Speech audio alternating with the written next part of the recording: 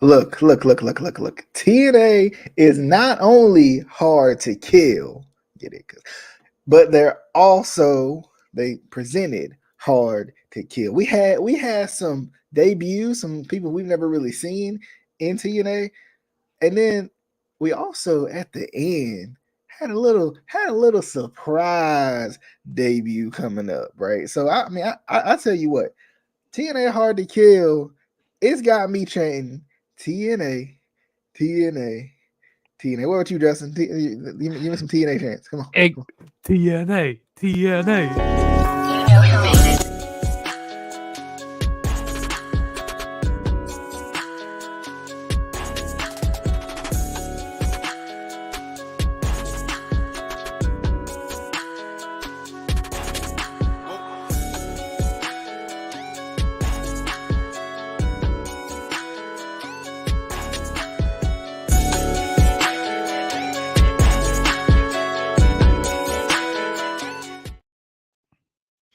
All right, we are back once again. It is the Instant Classic Wrestling Podcast, the only podcast that is always, and I mean always, I'm DJ. He means always, he's Justin, an Instant Classic. And we talking about TNA Hard to Kill 2024. We did the preview. We didn't do it opposite order. We decided to do the preview before the review just for y'all. All right, just for y'all, this one time only, one night only, as TNA would say. But overall thoughts on the show. Let's get right into it. Let's not keep the people waiting. They've been waiting too long already. So let's not keep the people waiting, Justin. Overall thoughts on the show for me, I thought it was pretty darn good. I enjoyed it. I think there was matches. I think I was excited for pretty much every match, but Dirty Dango and PCO, which I'm not going to say I didn't watch, but see what had happened was it was on the screen. I started looking at my phone and then I looked up and it was over. So that's what happened. All right. That twice, 2 times, the 2 times that I watched the show. Anyway, we ain't gonna talk about that. Oh, other than that, it was pretty good. I liked it. Justin, what was your overall thoughts on the show? Yeah, I thought it was a pretty good show. I also like how they like really presented the show as well. You know, like using the yellow ropes and stuff, using like red ropes. You know, also like the new stage setup. You know, kind of brings me back to old school TNA. You know, with the going out there a tunnel. I mean, it's not quite like how it used to be, but I mean, it kind of gives me that nostalgia back. And also, you know, another thing that got me thinking, you know, this can't be, you know, just calling it TNA now and expect to have like everything to be all good again. You know, they need to build off of this. And I feel like this is a good way to build off of, you know, and I feel like throughout the show, you know, no pun intended, but this was nonstop action throughout the whole night. Total nonstop action, I would say. Total But nonstop action. but yeah, I agree. I think it was an excellent show. I truly did enjoy it. I was excited. I found myself even just watching video packages and all that too. Like I found myself just back into it again. And I don't know, for whatever reason, I don't know if it's because the one time TNA came to my hometown and nobody comes to my hometown. Like I don't know if that's what it was. Like I don't know if it's because they came to my hometown one time and then they had to stop the match because there was blood in the match because I lived in Virginia, and in Virginia they don't let you do the blood in the matches. Look, Virginia's weird. You know, wrestling in Virginia just don't really happen that often because of this. But anyway, like it's one of those things where it's a little bit nostalgic for me.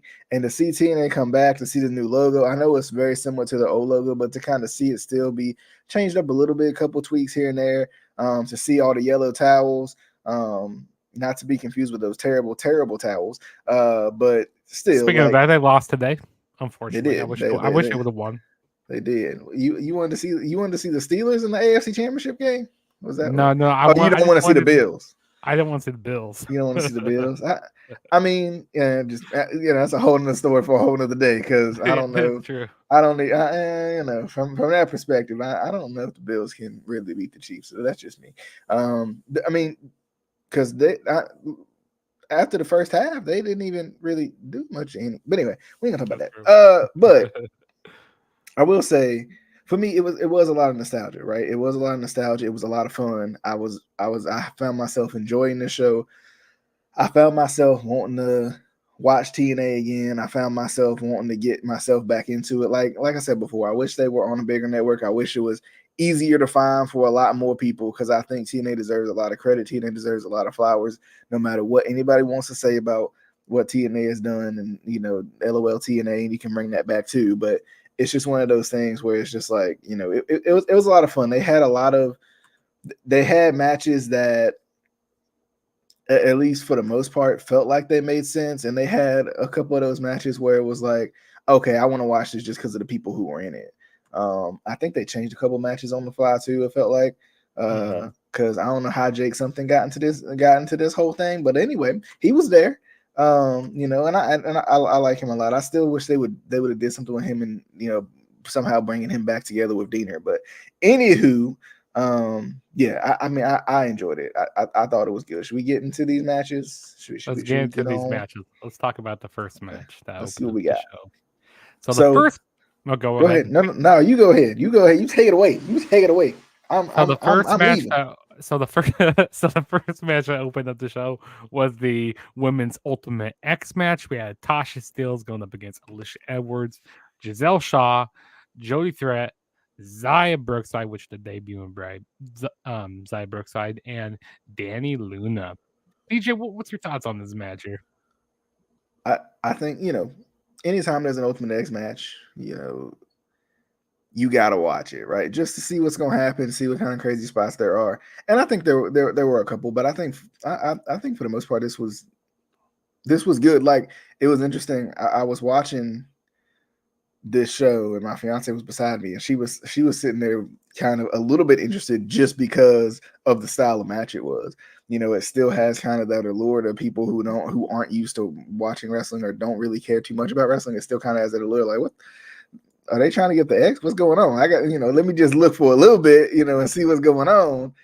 So I mean, I think, you know, it's always fun to see that this, you know, TNA's original kind of allure of trying to get people in by having these unique matches is, you know, it still works and it's still fun.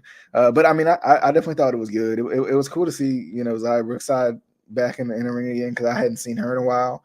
I hadn't seen her since like the Mae Young Classic forever ago. Just because I hadn't really watched NXT that much either. And I know she was on NXT for a little bit. But you know, you know, I'm not surprised Giselle Shaw won. She got the family ties at this point, but you might as well say. But you know, I'm not surprised she won, but at the same time, I kind of wish somebody else would have won. But you know. Yeah, I thought this match was good. You know, all the women were working really good in this match. You know, Zaya Brookside, she hit a nice cross body onto a lot of the women outside the ring. You had Jody Threat. You know, she did a diving senton onto a whole bunch of people outside the ring. You had, I believe, Danny Luna. She also did a dive off the top of the trust, which that was pretty cool. So you had a lot of big spots. There was one spot that in particular that I really enjoyed, which was Giselle Shaw. I think she did a spear on somebody. Maybe it was I believe it was Tasha Steelz, if I'm not mistaken. Like, Danny Luna, she dived. It reminded me of what happened at WrestleMania 17 when Jeff Hardy got speared, but instead it was like in this Ultimate X here. You had Giselle Shaw. She ran off the back of Danny Luna and like speared Tasha Steelz. I thought that was pretty cool. Thankfully, they didn't have anything going wrong with the axe in this match here, because sometimes the axe, you know, sometimes gets unhooked because with all the weight on that cable and stuff. So thank God we didn't have any problems in this match here. But yeah, I thought Giselle Shaw was the right person. You know what? The other thing about this match is how strong anybody that comes in this match has to be to hang up there, you know, for as long as they do. Like, that's the crazy part about it. Like, just watching this match and like doing like a ropes course before or something like that. Like, it's crazy to think like how strong you got to be to hang on to that thing.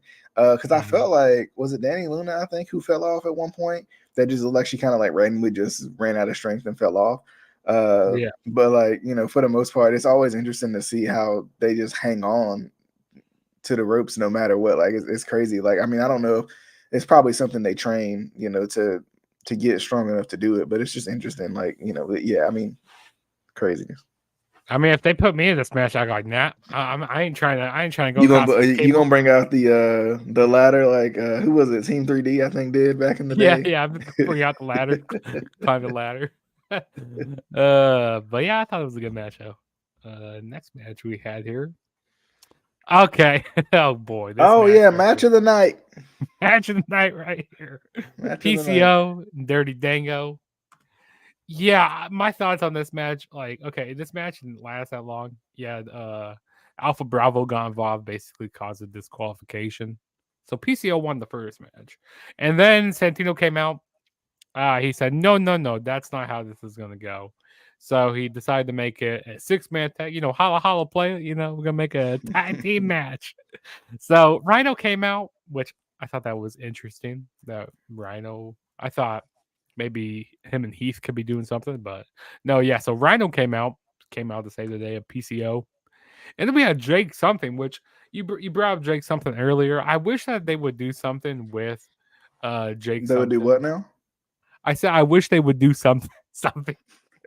I wish they would bring like Cody Deaner and Jake something back together, like as a tag team, because I really enjoyed them. Like cousin Well, Jake. I thought, and that was the thing. I thought they had ample opportunity to do it. Like they had ample opportunity to do it with the design, right? Like after they let Diener kind of semi take over the design after I think EY had got hurt.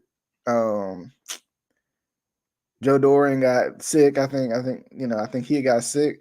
So it's just like it was the perfect time to like realign them together and like have them be a cool heel tag team. Because of course Jake Something has the look. I just don't like the name Jake Something. Yeah, And same. then I thought Diener, it would give Diener something to do because he was almost like the weak link almost for a little bit there. So I don't know. I wish they would have done something with it, but they didn't. So. Yeah, same here. But yeah, I didn't really care much about these matches. I think these were both the weakest matches on this whole card here. Yes, it was just something probably thrown together at the last minute. Yeah. So, do you have any thoughts on this, DJ? About this match? No, not really. I did see the PCO hit a moonsault because that man is insane.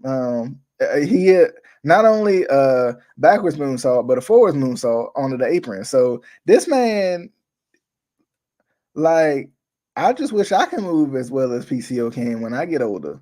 Yeah, I don't After know. taking Like, all these I think bumps. he's like in his 50s or something like that. Yeah, he's pretty old.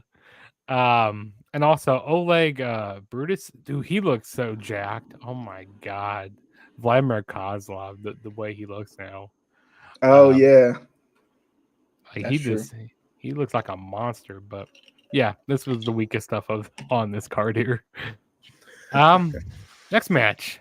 We had a surprising knockouts tag team title match, which we had new knockouts tag team champions Was in. it? I can't remember. Wasn't there a match scheduled though? No, this match was they didn't have a scheduled knockouts tag team I thought they did. I could have title swore they match. did, but It oh was wow, surprising. okay. Yeah, but we had MK Ultra, which was Masha Slamovich and Killer Kelly going up against the K of Rosemary and Havoc. Which I'm happy that they don't have the goofy side of Havoc anymore. I'm happy she's back in like the Undead realm. That was pretty cool. But I thought this match was cool. I had a surprising title change here. I think it made sense, to put the titles on Decay, and yeah, I think it made sense to put the titles on them. What was your thoughts on this match? Yeah, I thought it was good too. It was cool to see Rosemary back again. I hadn't seen her in a while.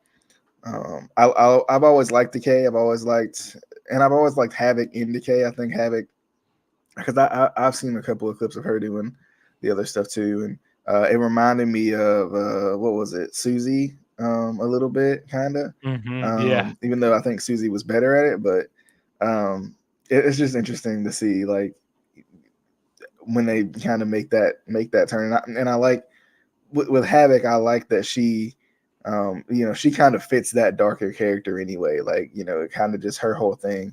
Because I remember when I first saw Havoc, I didn't know what to think of her, and then when she started working with Rosemary and being into the K and everything, I felt like she just got better and better. So Yeah, I'm glad they won the titles. I think deservedly so.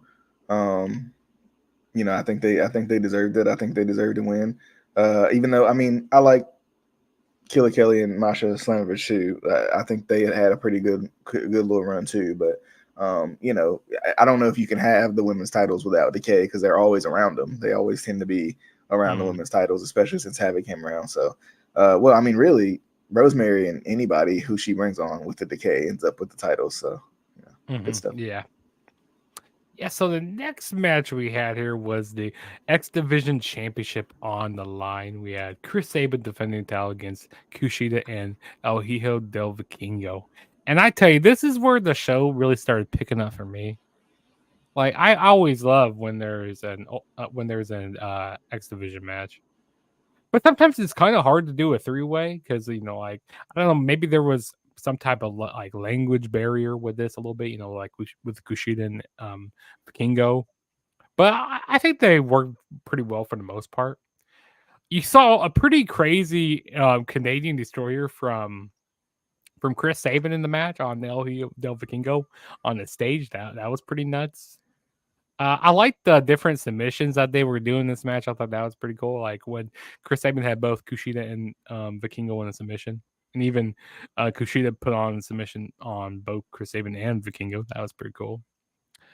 Vikingo he had pretty nice 630 on the stage. That was nice. But I mean, Chris Sabin, he ended up winning by the Cradle Shock, which I was surprised that he retained. I thought, since they're in this new era of TNA, why not put the title on somebody else? But I thought the match was good. What did you think of the match? Yeah, I agree. I thought the match was good. I felt like everybody got their shine in this match. Vikingo honestly looked better than I thought he would. Not to say I didn't think he was going to, but more so just because I didn't know what to expect from him. Right, I expected maybe some good lucha things, and that was about all I was going to get. But I mean, I thought he looked good in this match. I thought he had his shine. I thought, of course, Kushida looked good. Chris Sabin looked good. Yeah, the Canadian Destroyer on the stage was ridiculous. I mean, Just even though the the Canadian craziness. Destroyer is like so overused, I still like to see it and stuff, especially here in TNA because Pete Yeah, Williams and those guys made it really special. But yeah, I agree. I mean, and so, it's hard because you see it everywhere now, right? I mean, it's kind of a signature for Adam Cole, and we've seen other guys. Of course, we've seen, who am I thinking of?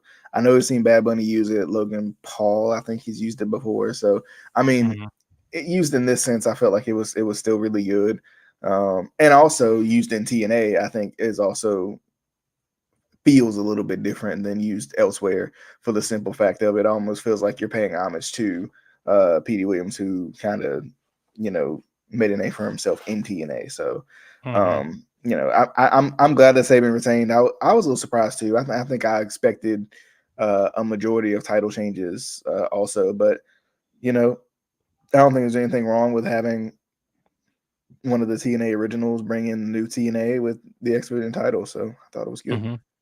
Also, speaking of lucha things, so they also announced that there's going to be the partnership between AAA and TNA. What's your thoughts on that? I mean, did it ever end before?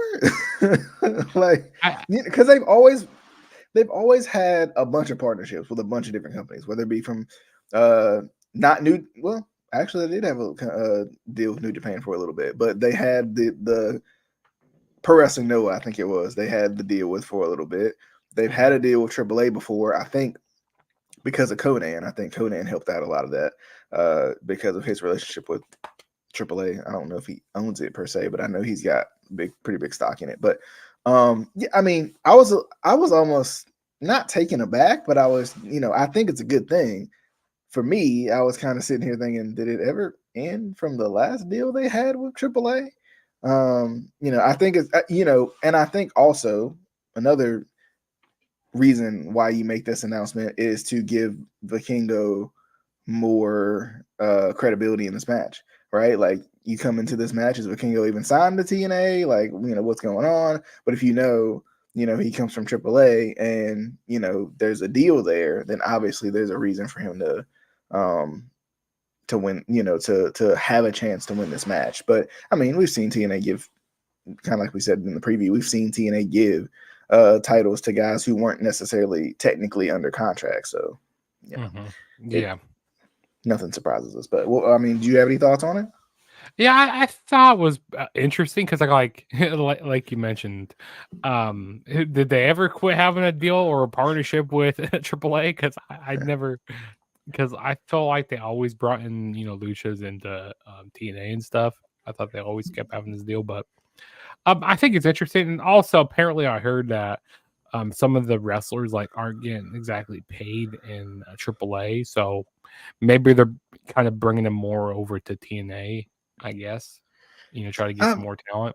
My other question, my other hope is, I guess I should say, it's not a question, but my hope is that they have those, what was it was like not lucha style, but AAA does their like 6-man tags, I think, differently than American style 6-man tags, where like if you roll out of the ring, the other guy automatically the other guy gets to come legal. in. Yeah. I hope they bring that back. Like I like that a lot. I think that's cool. I think that should probably be a thing anyway. Yeah, I think they do that also a little bit in Ring of Honor as well. So I think that's pretty cool. Yeah, that'd be pretty cool to see implemented into some different matches. Yeah, I like that. But yeah, the next match we had here was Josh Alexander going up against Alex Hammerstone. What you think of this match? I thought this was good. I feel like with Hammerstone, it's cool to see his kind of rise. I'm surprised he didn't win this match, just because Josh Alexander has kind of done everything you probably can do in Impact so far. But I will say, it was good. I think they gave Hammerstone a good showing. He has a good story to him. You feel, you want to cheer for him because of his grind, right? Because of what he's done. I think he was in TNA but got cut or something before too, if I'm not mistaken. Something like that. I think he had a tryout or something to that nature. But to like see his grind, it makes you want to cheer for him even more. And I think this was kind of one of those like respect matches, respect for you type situations. And it'll be interesting to see how they use him coming up. I like him a lot. He reminds me a little bit of like Brian Cage. I don't know if he does all the craziness that Brian Cage does when it comes to moonsaults and superstar presses and all that, but because I'm not necessarily familiar with what he does with his game per se. It's the first match I've seen him, but I do feel like I had fun watching this match, but still surprised that Alexander won. So yeah, Alex Hammerstone, he was definitely very interesting. Like he kind of seems like a kind of mix of like Brock Lesnar and like Ultimate Warrior a little bit. I don't know. I just get get the vibes of that. I like how jacked he is. Also, he's really athletic in the ring, like the stuff that he was doing. And like I said, I'm not really too familiar with him, but this was a really good kind of like showing to get him introduced to like the TNA fans. Josh Alexander, he was great in the ring. He did amazing stuff. I like the Death Valley driver on the apron from Alex Hammerstone. I thought that was nice. No, it wasn't a Death Valley driver. Yeah, it was. It was from Alex Hammerstone.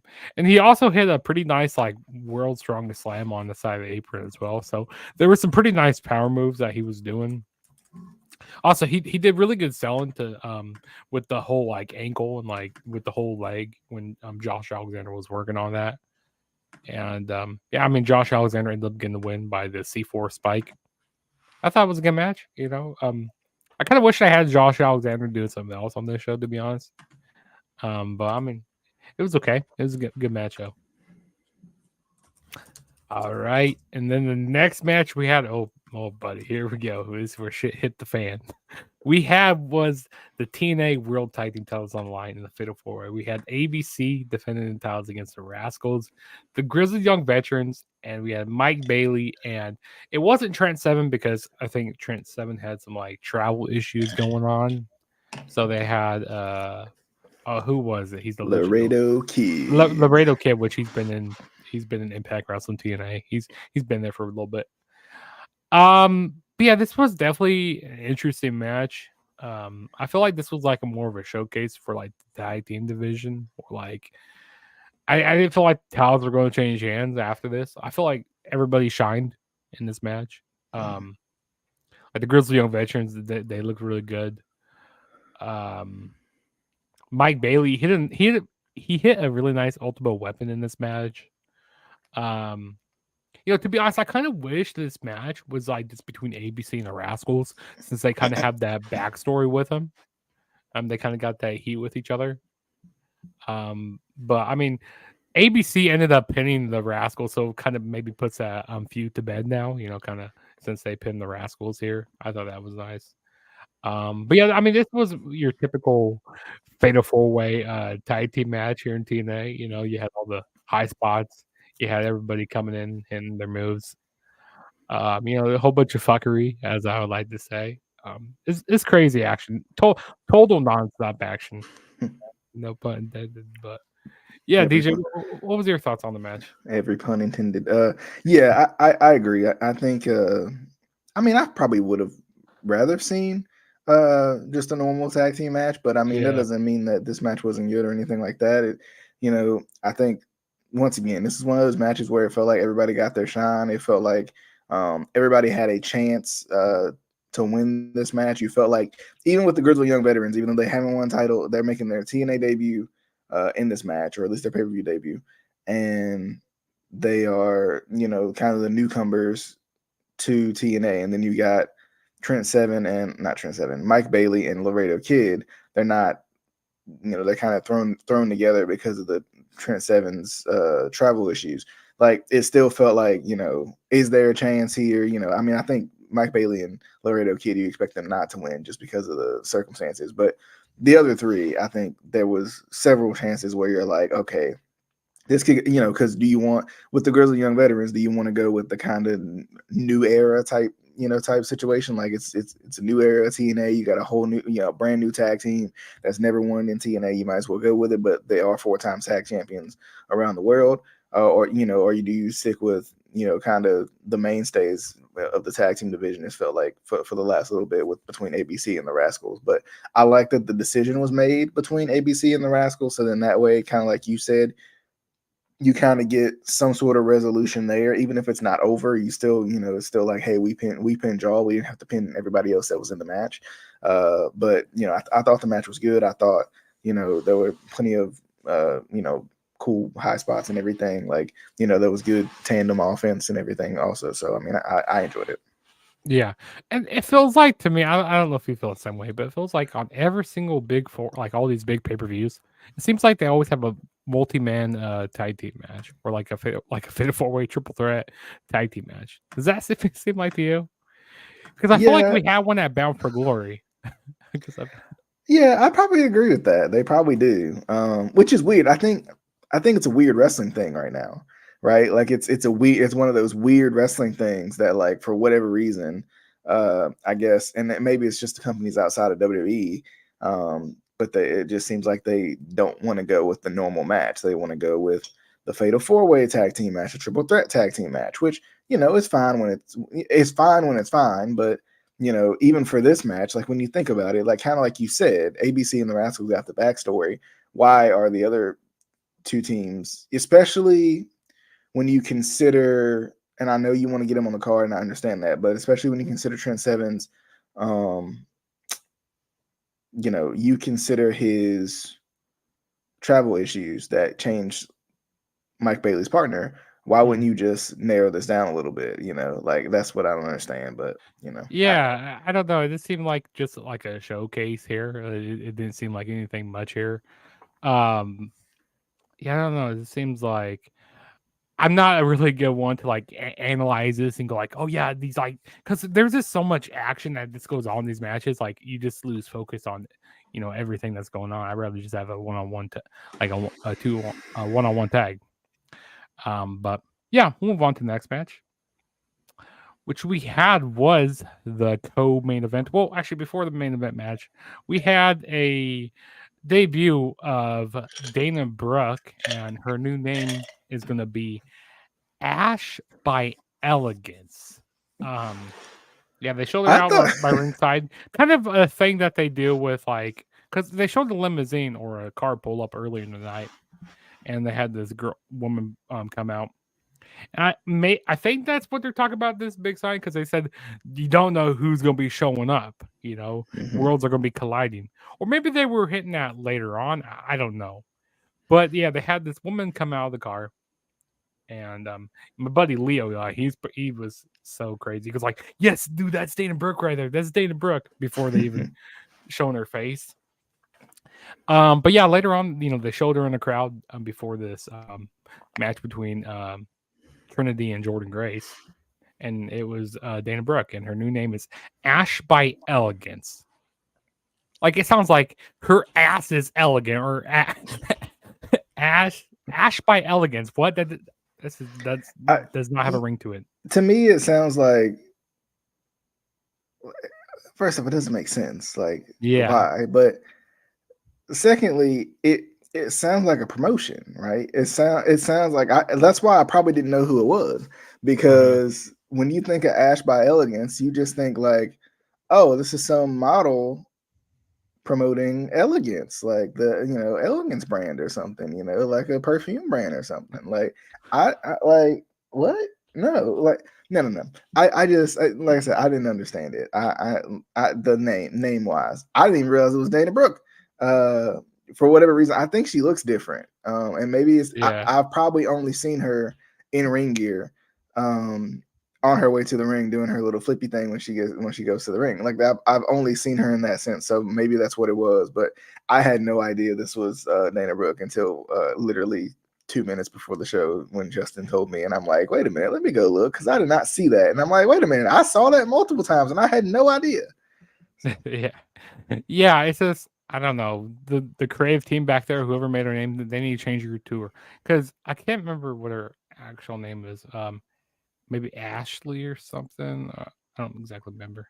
Maybe DJ could look that up. But yeah, Dana Brooke, yeah, her name needs to change. Like Ash by Elegance is just a terrible name here. But yeah, I just want to mention that a little bit. Yeah, her name is Ashley Sabero. So, Ashley Sabero. Yeah, why did they just use that? Like why don't they do like? I mean, her middle name's May. Why don't they just do Ashley May? Like Ashley May or something? I don't know. Like they need to do something. They need to switch that up, because terrible name. It's like some WWE like WWE naming. Shorty G, like that. Yeah, something like that. But yeah, DJ, thoughts on this match here: Trinity and Jordan Grace. I thought it was good. It's interesting also too to watch two women who are so athletic, but so athletic in completely different ways, right? Mm-hmm. Like Trinity's so athletic because she used to be a dancer, like she's flexible, she's got all that. But Jordan Grace obviously is athletic because she's strong as anyone you've ever seen, right? Like and she, shout out to Jordan Grace for everything she's done in terms of getting herself to look this way, like bulking up, cutting, whatever she had to do.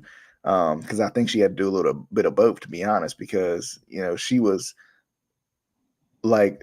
growing her muscle, but she wasn't lean enough to show it when she first came to Impact at the time, but TNA now. And to see her now, like I'm always just impressed by the way she looks. And I personally don't feel like we have a lot of women who look like Jordan Grace nowadays, right? Who have that aesthetic. Everybody's a workhorse, everybody's this, everybody's that, whereas nobody's the strong, the strong woman per se, and that's what you are. Like, and I like it. I like it a lot. I'm glad that she won the title. I was a little surprised. Like, I think I came into this match not knowing which way it was going to go, right? Not knowing if Trinity was going to retain or not knowing if Jordan Grace was going to retain. But I mean, I don't know. There's part of me that wants to see a Jordan Grace heel run under this, under her new look, right? Like under her, like, I'm better than you type look, under her, like, I don't know, like, call people fat. I don't care. Like, I feel like we haven't seen that though. Like, right? Like, we haven't seen the bodybuilder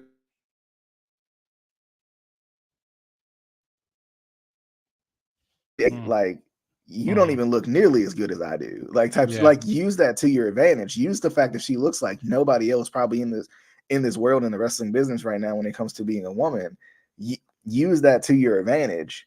And I think they could. And I don't know if they will, but I mean, I would love to see her turn heel. I kind of wish she would have after the match, because I mean, of course, which I don't know. I mean, I guess both of these, both from her faces, right? Like, because I mean, because Jordan Grace won the call your shot gauntlet. Yeah, call your shot, and then of course Trinity coming in from where she came in from. Obviously she came in from a popularity perspective anyway, so it will be interesting. Kind of like we said before, we said on the preview, if Trinity loses, it will be interesting to see what happens come January 27th, or I think it's 27th. Yeah, so it's 27th. Yep. Yeah. So I mean, that will be interesting. It will be interesting to see if she pops up at the Royal Rumble. I would be, honestly, I'm gonna be honest with you. If I was WWE, I don't care if she's under contract or not. I would call TNA and say, hey, bring her by anyway. Right? Bring her by anyway. Because, like, that's what people want to see. People want to see these surprises. People want to see people that are untouchable to different companies come to your company. Now, I know they're not going to call AEW and bring Dr. Britt Baker in, right? I get that. But like with TNA, they've had that relationship before, and I think they should utilize it more than they do. I think, I mean, I'm not saying they should bring in Jordan Grace and bring her in, for everybody. Let's have the world champion. I mean, bring them both. Bring them both and like carry their feud over a little bit to a certain degree, right? Like bring them both. I don't know. I just think it would be a good idea. Like, at least bring one. At least bring Trinity, because of course, I don't know. Do you call her Trinity? Right? Like maybe that's the disconnect too. Is like, you own the name Naomi. Do you call her Trinity when she comes over, or or does she go back to the name Naomi? I don't know. Does she go back to Naomi for one night only or whatever? I don't know. But I mean, I think they should do it. I think they should call her up now. I think, honestly, we talked about it before. I think they should push in any way to get either Trinity or Mercedes Moné at the Rumble, if not both, because people want to see it. People want to see it. People definitely don't expect to see them both. So why not? Why not? So I wonder who the other signings are that's supposed to announce more signings coming in the coming weeks. Oh yeah, shout out to Trent Hatchett. Yeah, I'm wondering too. Like, it's definitely gonna be interesting to see what happens. Like, I don't like. I'm not a person who really likes to read into the spoilers that much, because because that's what there isn't much more in wrestling these days. Is like much surprise, because everybody, there's always someone spoiling something, or a wrestler announces something on social media. Like, this is a sidebar here, but I hate when the wrestlers announce, "Oh, I'm putting my hand in for the Royal Rumble match." Go like, why don't you keep that a surprise? That's what I miss about wrestling these days.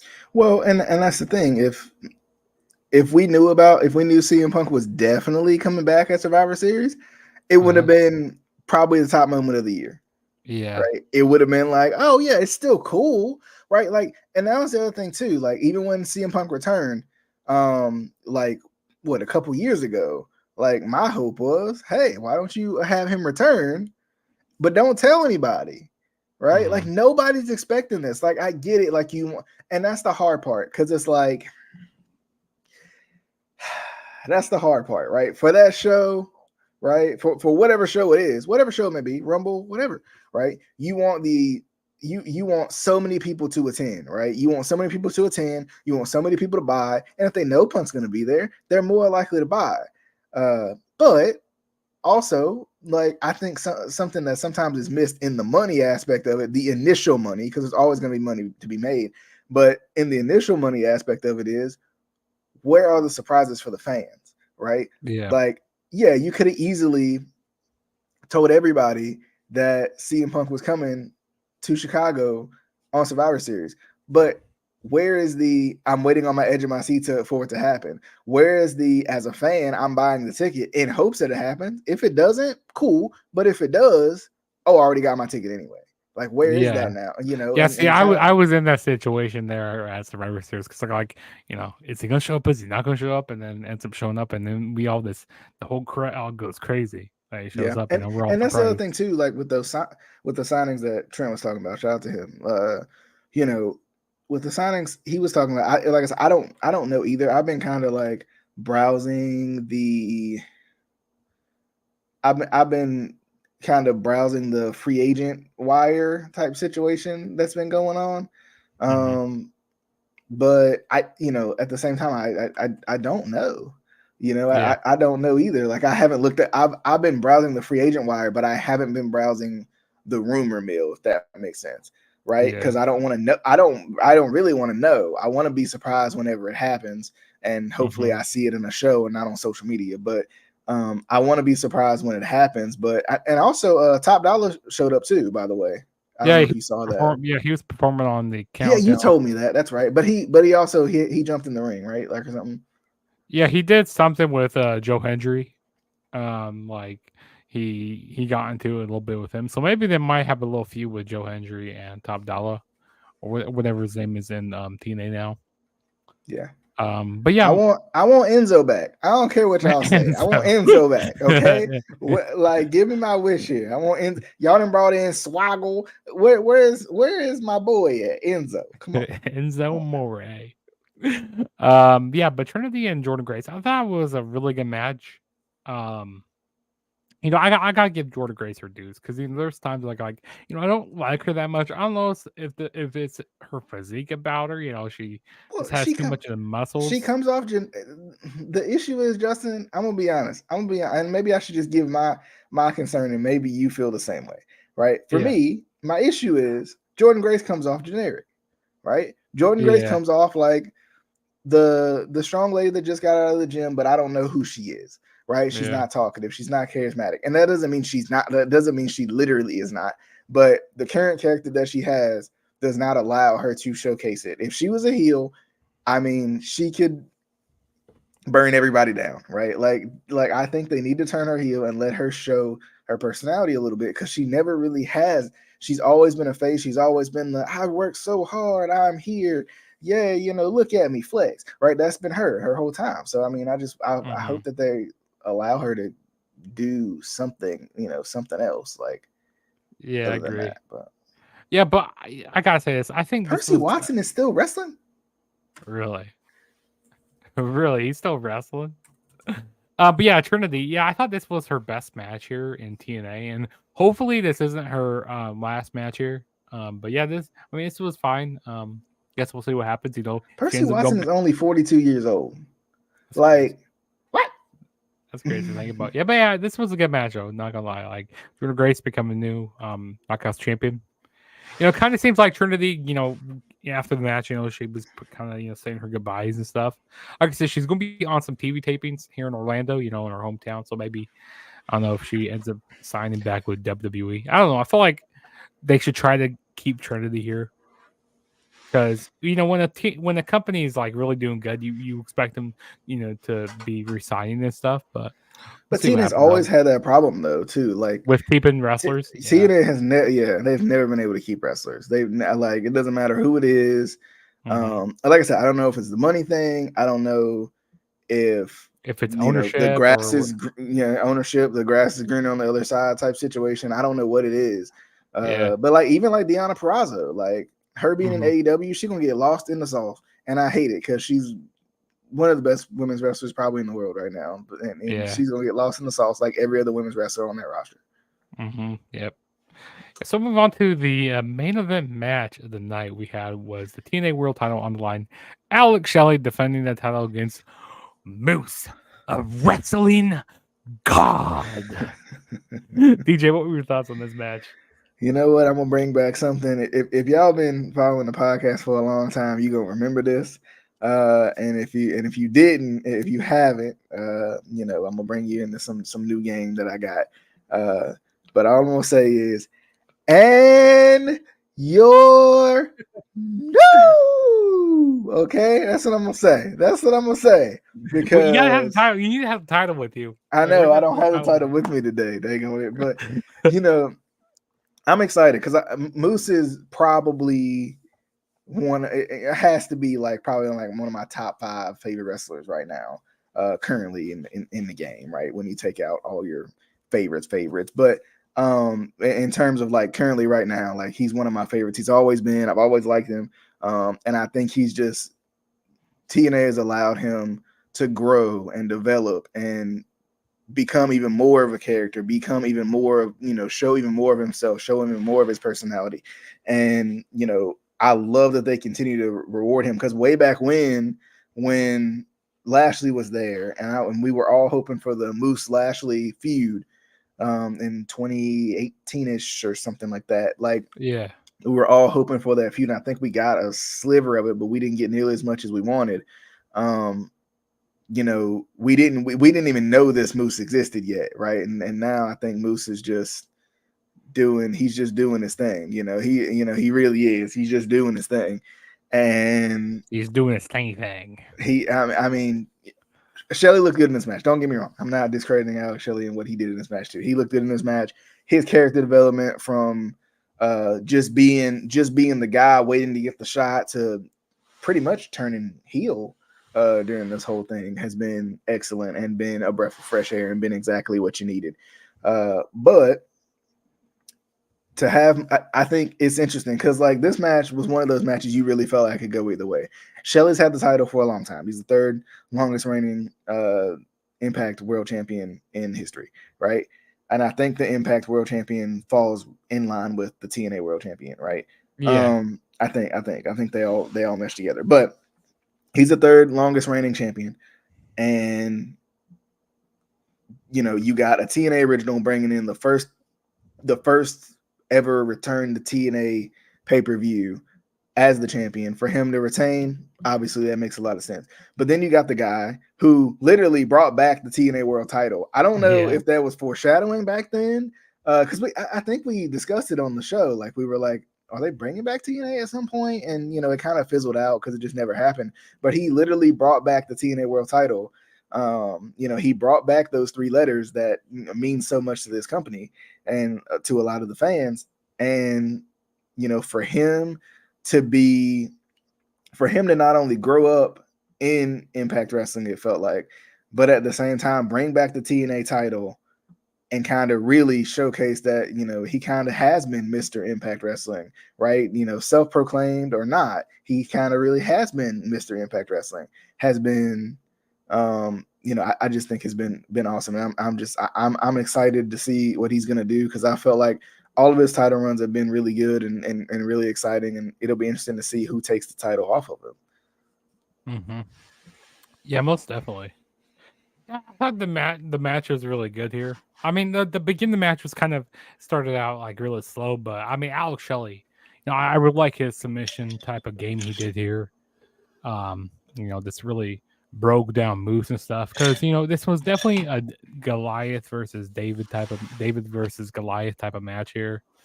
And also I like you brought that point where Moose, even commentary brought it up. How Moose brought back that TNA World Title like back in I think it was like 2020 when the pandemic was going on. Like are they kind of foreshadowing something here? This is long-term storytelling right here. I mean, and they did bring the title out of retirement. They made it like an official title because Moose, he tried to get that made an official title or bring it out of retirement for the longest of time. And they did that for a little while. But then, like you said, it kind of fizzled out. It went nowhere. Because you remember what happened? Was that when Kenny came in? Is that what I'm thinking? Yeah, that's when Kenny Omega came in. Yes, yes, yes. Like, and then they Because he had the held all of them because at the time it was like it yeah, was he held literally that two one, and belts. yeah, he held both of those belts, and of course, the AEW title. And I think the AAA as well. But yeah, so yes, to see Moose win here, it's kind of like kind of the callback here, and I think it's pretty cool. And especially to have the heel win here, especially what happened after this match, which we could talk about what happened after this match here. So you had the whole faction coming out. What they're called, the System. Of Eddie Edwards, Alicia Edwards. Oh, who's that? D'Angelo. What's his name? He's a football player. He used to be a D'Angelo football Williams. player. D'Angelo Williams. He had him come out. You think the show's over, okay? Then you have this music come on, and it says on the Tron or the board, it says Nick Nemeth, aka Dolph Ziggler, comes in. He has a little stare down with Moose and stuff. Wait, did he did he beat up Moose or anything? Did he do anything to him? Did he give him a super kick? I thought he did something. Maybe I'm Yeah, he mistaken. did. He gave him a super kick and then did the zigzag, which I don't know what they're gonna call it, but Yeah. So he did all that, and then he went in the crowd. Ripped off his shirt. Says TNA wrestling on it. So it looks like that he is signed with TNA. Yeah, and I think he's going to finish up his stuff with David Finlay in New Japan. But what's your thoughts on Nick Nemeth or Dolph Ziggler coming into TNA, being I, signed with TNA? I will say this. Speaking of Kenny Omega, real quick. So 3 years ago, at Hard to Kill 2021 was when he debuted in Impact for his little time that he was there. So interestingly enough, Which the irony of it, that went nowhere for TNA. That went yeah, nowhere. yeah, Like it you did, thought, like, oh man, this is gonna be a great partnership between uh Impact Wrestling and AEW, but it did not benefit TNA at yeah, all. but yeah, but I will say for the Nick Nemeth thing, uh, I. I'm so excited to see what he's gonna do um, in this whole situation because TNA tends to be the company where a lot of people want to say, I want to make the joke that TNA is the company where careers go to die. But TNA, for a lot of people, has been the company where careers get resurrected. TNA, for a lot of people, has been the company where guys are able to express themselves a little bit more, where guys end up being called back by WWE for